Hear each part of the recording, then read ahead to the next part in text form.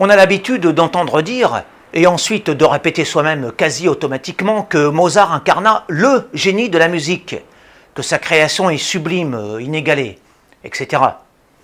Bêtement, par réflexe, par mimétisme, par habitude, par pur conditionnement, nul n'ose remettre à sa véritable place faiseur de bruit savant. Précoce, doué, virtuose, créatif, certes, il le fut, mais génial, c'est une autre affaire. La précocité, le don, la virtuosité, la créativité, c'est bien beau, mais cela ne fait pas nécessairement l'essentiel. Faire descendre un peu de ciel sur terre. Comme chez tous les artistes, Mozart a donné des fruits remarquables, je ne le nie pas.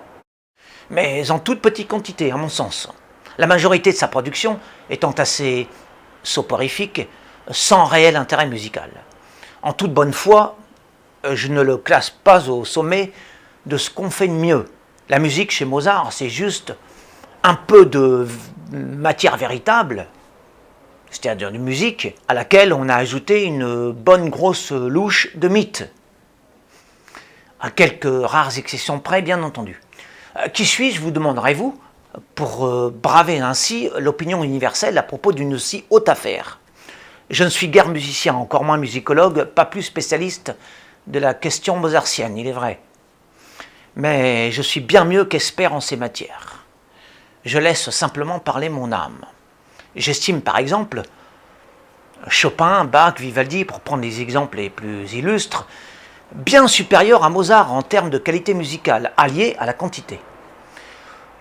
Tout comme le farceur Rimbaud, Mozart, le tapageur, me touche fort peu.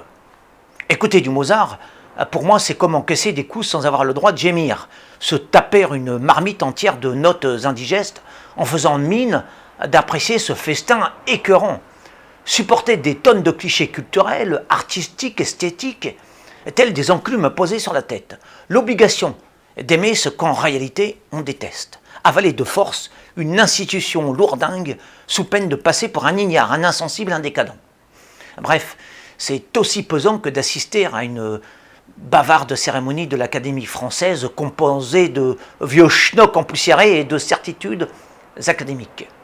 Et couronnement de ce calvaire auditif, à la fin, devoir endurer les stupides applaudissements d'un public conquis, béat, conditionné, figé et sclérosé.